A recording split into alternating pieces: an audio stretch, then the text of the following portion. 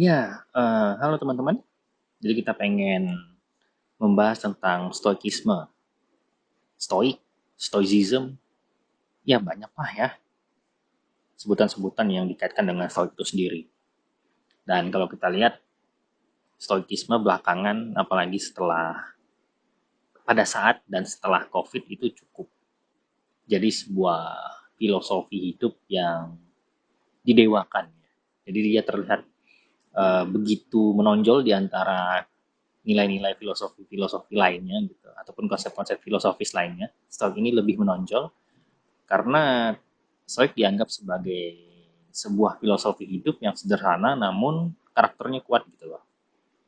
Yang mana ini berkaitan tentang hal-hal inti yang dapat saya sedikit simpulkan sehingga pada akhirnya orang-orang tertarik untuk mempelajari Stoik ini. Dan hal-hal inti tadi itu meliputi ketenangan batin, penerimaan terhadap takdir, dan berfokus pada apa yang bisa dikendalikan. Kalau kita perhatikan ya, di buku-buku Stoik itu nggak jarang membahas beberapa tokoh penting dan pentolan yang bisa kita anggap sebagai brand ambasadornya Stoik ya. Kayak misalnya Marcus Aurelius, Zeno yang mungkin Zeno ada beberapa yang bahas ada juga yang enggak, Epictetus, ya kan. Bahkan ya kita bisa lihat Stoik itu dibahas di dalam buku filosofi teras. Ya, itu menarik gitu ya kan. Menarik dalam artian uh, kita perlu lah ya, perlu membongkar kembali Stoik itu sebenarnya apa gitu kan. Dan nggak jarang hari ini Stoik itu dianggap nih sama orang-orang sebagai panduan untuk menghadapi hidup gitu loh kan. Dan nilainya positif banget gitu loh. Kayak seakan-akan Stoik itu tidak memiliki celah gitu dan setiap argumen dan di dalam diskusi-diskusi tongkrongan tuh kalau sudah berhadapan sama orang-orang stoik tuh kadang juga nyebelin juga gitu ya kan, nyebelin karena ya dikotomi kendali bla bla bla bla. Jadi ya muncul lah, kita harus sedikit skeptis gitu, kita harus menimbulkan rasa penasaran dengan mempertanyakan apakah benar stoikisme itu sepositif itu, apakah benar stoikisme itu sebaik itu, atau justru di dalam stoikisme itu menyimpan kontradiksi, bahaya psikologis, atau bahkan masalah sosial yang serius gitu loh. Nggak sekedar panduan hidup aja gitu stoikisme ini. Nah, seperti yang sempat saya senggol di awal gitu, itu tentang dikotomi kendali ya. Singkatnya, dan mungkin teman-teman bisa definisikan kembali dengan membaca stoikisme, ya bisa teman-teman cari di Google atau di ya browser manapun yang teman punya. Jadi dikotomi kendali itu adalah suatu upaya membagi dunia menjadi dua kategori gitu. Dunia yang bisa dikendalikan dan yang tidak bisa dikendalikan. Singkatnya, ini berkaitan tentang aktivitas ataupun hal-hal yang bisa kita kendalikan dan hal-hal yang tidak. Ya kalau kita lihat sekilas itu bijak gitu kan. Bijak karena ya ini menciptakan efisiensi dalam hidup, lebih efektif lah hidupnya gitu karena ber, apa berposisi dan memilih hal-hal yang bisa dikendaliin aja gitu. Jadi yang nggak bisa dikendaliin ya udah dibiarin begitu aja gitu. Padahal hidup itu kan nggak sesederhana itu ya. Banyak aspek dalam kehidupan itu ada di dalam zona abu-abu. Gitu. Misalnya dalam hal-hal kesehatan, karir, atau bahkan hubungan. Waduh, geledek guys. Nggak apa-apa. Itu sebuah suara alam. Setidaknya tidak kena copyright lah ya. Tidak dimintain royalti gitu. Jadi beberapa hal yang sudah saya sebutkan tadi itu ada di tengah zona abu-abu gitu loh. Dimana kita juga punya pengaruh di dalamnya gitu. Walaupun pengaruhnya ataupun kendalinya itu tidak seutuhnya penuh ya. Artinya berkaitan juga dengan hal eksternal dari kita. Tapi kita memiliki kontribusi di dalamnya gitu loh. Jadi kalau kita memaksakan realitas itu masuk ke dalam kompleks yang hanya dikotakkan, jadi dua kotak yang kaku, itu kan jadi penyederhanaan gitu. Dan stoikisme itu membawa sebuah bahaya gitu loh kalau kita berpijak pada konsep demikian. Terus ya, ini juga terlihat dari kontradiksi pada kasus suicide-nya Cato ya. Teman-teman bisa lihat itu biasanya di Google itu nyebutnya Cato Muda ya. Kenapa Cato Muda itu mati? Karena dia melakukan suicide gitu. Dia merupakan seorang stoik yang terkenal juga gitu. Dan dalam hal ini kita perlu mempertanyakan gitu. Kalau kebajikan itu memang menjamin kebahagiaan, kenapa terjadi insiden yang menyebabkan Cato itu bisa suicide gitu loh ketika menghadapi suatu kesulitan gitu kan. Itu jadi seakan menampakkan bahwa kegagalan stoicisme di saat-saat yang paling penting dalam peradaban ini gitu kan. Nah, di titik ini juga tidak sekedar berkaitan dengan yang namanya pilihan untuk suicide atau sebagainya, tapi ini juga ada masalah lain gitu yang perlu kita lihat gitu kan. Ada masalah indiferensia. Itu masalah yang juga perlu kita kaji, yang mana stoikisme itu menganggap harta, kesehatan, atau relasi sebagai hal-hal yang ya tidak terlalu penting ya. Yang ini mungkin mirip-mirip seperti sinisme gitu kan, Diogenes. Tapi ya itu agak sedikit-sedikit berbeda lah, tapi tipis gitu. Jadi stoikisme melihat itu harta, kesehatan, relasi-relasi gitu sebagai hal-hal yang nggak terlalu penting, tetapi masih juga membuat suatu kotak yang dijadikan kategori dalam tanda petik lebih disukai atau preferred indifference. Jadi kan ini kembali lagi ya, jadi hal yang rancu, keliru, ya mungkin keliru belum terlalu kena ya definisinya, tapi hal yang rancu gitu. Jadi gimana sih pada akhirnya seseorang tuh diajarin untuk eh, nggak peduli tapi dia masih peduli gitu. Jadi kayak orang nih diajarin supaya sekaligus peduli dan tidak peduli pada hal yang sama. Itu kan agak agak aneh ya. Tapi ya itu bisa kita coba uji kembali. Dan dalam hal praktik stoikisme juga itu terlihat ya berproblem juga gitu. Karena stoikisme ini bukan sekedar panduan hidup ya, tapi juga terlihat sebagai sebagai alat untuk represi emosi gitu. Jadi banyak para pengikut stoik ini percaya bahwa ketenangan tuh hanya bisa dicapai dengan menekan amarah, kesedihan atau ketakutan. Padahal eh, beberapa hal itu ya kita bisa biarkan saja, itu let it go gitu. Kayak ya kita harus memvalidasi apa yang kita rasakan gitu. Karena sejatinya emosi itu bukan musuh gitu. Emosi itu bukan musuh, tapi suatu sinyal yang penting dan perlu kita perhatikan. Jadi kayak misalnya lagi marah misalnya gitu. Marah itu kan memberitahu kita bahwa ada ketidakadilan, ada hal yang tidak kita sukai tapi dilanggar sama seseorang. Terus kayak takut itu memberikan sinyal bahwa kita perlu melindungi diri dari bahaya gitu.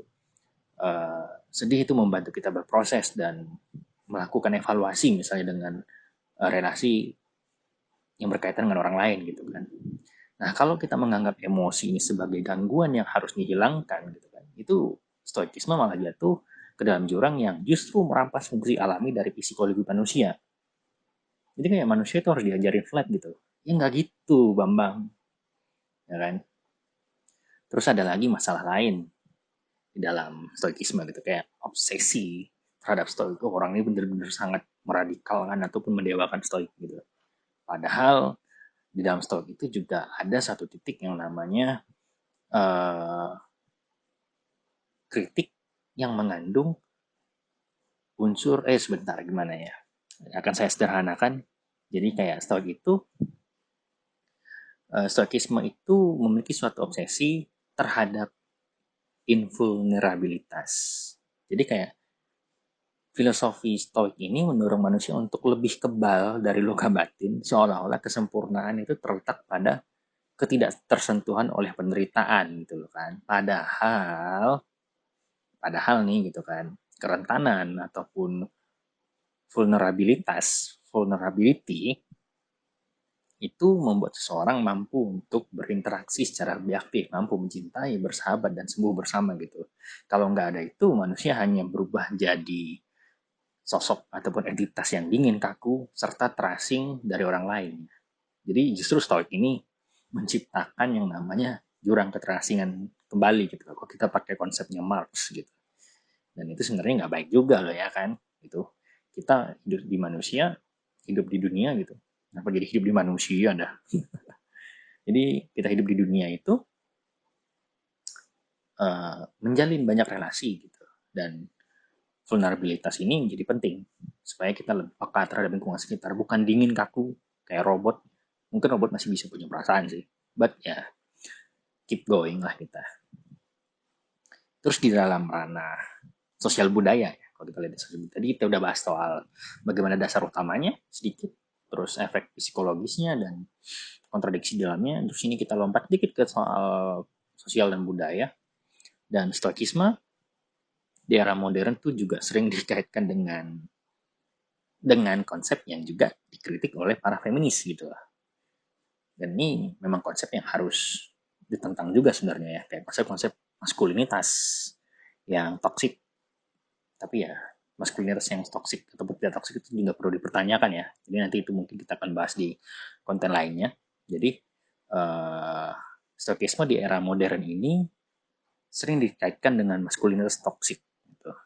Jadi ada di beberapa komunitas yang mungkin bisa teman-teman cari nanti sumber-sumbernya, khususnya komunitas yang isinya rata-rata ataupun dominan pria. Argumen stokisme ini dipelintir menjadi alasan untuk menolak kerentanan emosional, ya kan? Menjanjung disiplin berlebihan, bahkan membenarkan dominasi. Nah ini ya mirip-mirip sebagai penggemarnya Andrew Tate lah ya.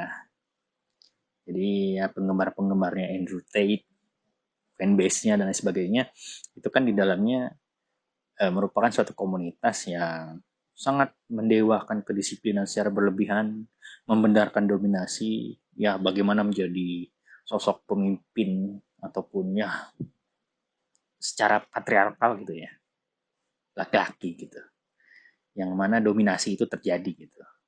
Jadi sebenarnya kan ini melenceng dari alih-alih jalan menuju kebijaksanaan, tapi stoikisme justru dijadikan tameng untuk menghindari pertumbuhan emosional yang lebih penting. Jadi singkatnya, stoikisme ini sering dijadikan alat untuk memvalidasi maskulinitas toksik yang mana ini sering terjadi dalam kelompok ataupun komunitas yang dominannya diisi oleh uh, laki-laki gitu loh. Tapi tidak semua loh ya. Dan mungkin salah satu contohnya itu ya seperti para fanbase-nya Entertainment ya. Terus di sisi lain, stoikisme juga memiliki potensi untuk meningkatkan risiko pertumbuhan sikap pasif terhadap ketidakadilan gitu. Kalau stoikisme ini hanya menekankan pada bagaimana kita mengendalikan respon internal, artinya kembali pada tesis pertama tadi tentang dikotomi kendali, maka masalah eksternal seperti ketimpangan, penindasan, atau krisis iklim itu ya udah dianggap angin lalu atau dibiarkan aja, diabaikan, sering diabaikan gitu. Jadi sikap menerima takdir dengan tenang bisa berujung pada pembiaran terhadap sistem yang menindas. Kalau kata Marx, ya kapitalisme akan makin berkembang gitu kalau narasi stoikisme ini seringkali digaungkan. Ya, kalau stoikisme makin digaungkan secara apa ya? Secara mungkin secara keliru ya, dibungkus dengan keliru. Gitu. Dan parahnya lagi gitu, stoikisme ini cenderung lebih ramah terhadap orang yang punya privilege. Ya, jadi kayak bagi orang-orang miskin atau tertindas gitu lah. Bagi orang-orang kelompok marginal, orang miskin atau tertindas, petuah-petuah stoik atau nasihat-nasihat stoik itu digunakan untuk menerima keadaan aja gitu. Menerima keadaan sehingga orang-orang ini tidak memiliki cara pandang untuk keluar dari keadaan itu. Gitu kan. Jadi eh, kayak apa ya? Meninabobokan gerakan kolektif ataupun kesadaran seseorang. Dan kalau dinilai nasihat stoik itu untuk kelompok seperti itu tuh kosong, dan bahkan itu jadi malapetaka untuk melanggengkan yang namanya kesenjangan dan penindasan.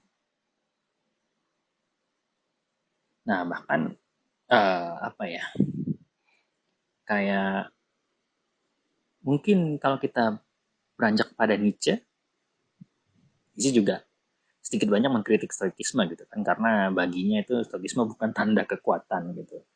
Stoikisme itu tanda kelemahan gitu kan. Karena lahir dari ketidakberdayaan dan kebutuhan untuk menciptakan benteng batin ketika realitas terlalu keras ya, terlalu keras untuk dihadapi gitu. Dan pada titik tertentu, kalau kita lihat hari ini, Stoikisme itu lebih mirip industri ketimbang filsafat gitu. Stoikisme itu ada seminar, buku motivasi, podcast, hingga merchandise yang menjual versi ringan slogan-slogan stoikisme gitu. Dan itu yang saya lihat sebagai suatu hal yang memualkan juga ya, agak memuakkan gitu. Karena aspek-aspek etika dan kosmologi yang kompleks dalam stoikisme itu justru hilang gitu. Kayak ini hanya penyederhanaan ataupun simplifikasi stoikisme, padahal kajiannya itu luas gitu, luas sekali, karena uh, beranjak dari upaya agar stoikisme ini laku di pasaran, khususnya ketika COVID ya, ketika COVID terjadi gitu. Dan belakangan hal-hal mendasar yang penting dari stoikisme itu, apalagi dari buku-buku kunonya, itu nggak diperhatikan. Ya mungkin hanya karena terlihat kuno, jadi diabaikan, akhirnya mengambil potongan-potongan yang lebih populer dan diimplementasikan. Akhirnya terciptalah market stoikisme itu tadi. Jadi akhirnya yang tersisa hanyalah tips instan tentang produktivitas, manajemen stres, ataupun mental toughness. Jadi ya stoikisme itu awalnya bernilai filosofis, akhirnya jadi komoditas. Ya, itu tipis-tipis bisa ya kritik menggunakan teori Marxis gitu lah. Dan kalau kita lihat apakah stoikisme itu cukup untuk zaman ini, untuk menghadapi tantangan di zaman ini, zaman kita? Stoikisme itu lahir tuh ribuan tahun yang lalu gitu, dan dunia itu sangat berbeda di zaman itu gitu ya kan. Dan konteks di dunia di masa itu mungkin kalau kita lihat hari ini lebih sederhana dibandingkan hari ini gitu kan. Kalau hari ini kita menghadapi krisis global, misalnya perubahan iklim, AI, ya mungkin AI bukan termasuk krisis, bukan krisis lah ya, tapi ya sometimes ada yang bilang kemajuan, sometimes ada yang bilang ancaman, tapi ya mari kita tinggalkan. Kita lanjutkan dengan ketimpangan ekonomi atau disrupsi teknologi gitu kan. Karena untuk menghadapi masalah-masalah itu tadi, itu kita nggak bisa menerapkan paradigma stoikisme secara menyeluruh. Karena semua masalah yang kita sebutkan tadi itu membutuhkan kerja kolektif gitu. Jadi dengan menerapkan stoikisme ya nggak bisa gitu loh. Kita butuh kerja kolektif, aksi sosial, dan keterlibatan emosional. Yang mana di dalam stoikisme, fokus-fokus stoik itu cenderung sifatnya individualistik dan pasif. Ya tentu itu nggak cukup, itu kan, itu malah jadi kontraproduktif ketika menghadapi tantangan eksistensial manusia gitu. Jadi singkatnya, stoikisme itu tidak cukup untuk diterapkan di zaman ini, di tengah krisis global. Nah, keselipet lidah saya, aduh. Ulang. Jadi stoikisme itu bukanlah suatu filosofi yang mumpuni ataupun cukup untuk digunakan di zaman ini gitu. Jadi stoikisme ini tidak cukup sebagai filosofi untuk kita gunakan di zaman ini gitu. Di tengah krisis global, perubahan iklim, ketimpangan ekonomi, dan disrupsi teknologi, semua masalah itu butuh kerja kolektif, aksi sosial, dan keterlibatan emosional yang lebih dinamis. Kenapa? Stoik itu fokusnya individualistik dan tentu menciptakan hal-hal yang sifatnya pasif, sehingga itu cenderung kontraproduktif ketika kita ingin turun dan melakukan suatu perubahan di dalam masyarakat. Tapi itu masih bisa dikritik lagi ya teman-teman, karena diskusi yang menarik adalah diskusi ya terbuka terhadap dialektika. Dan ini dari perspektif dan beberapa pembacaan saya tentang stoik gitu loh. Meski begitu, ya memang Stoikisme itu mempunyai daya tarik gitu kan. Dia sederhana, menenangkan, dan mudah dipasarkan. Ya, lagi-lagi modus ekonomi. Tapi di balik itu, Stoikisme juga menyimpan kontradiksi logis ya. Jadi, Stoikisme juga menyimpan kontradiksi logis, bahaya psikologis, serta resiko sosial yang serius gitu. Stoik bisa jadi memberi ilusi tentang ketenangan, tapi bukan solusi sejati untuk hidup manusia yang kompleks. Jadi kita mungkin udah saatnya lah kita cari filsafat yang lain ataupun nilai-nilai filosofis yang lain gitu, yang tidak sekedar menjauhkan diri kita dari emosi gitu, yang merangkul emosi, menghargai kerentanan, dan berani melawan ketidakadilan bersama-sama gitu, daripada kita berlindung dalam benteng stoikisme, tapi kita ya harus lebih berani gitu lah untuk membuka diri, berjejaring, dan menghadapi dunia apa adanya, dan bukan lari dan bersembunyi di dalam dikotomi kendali stoik.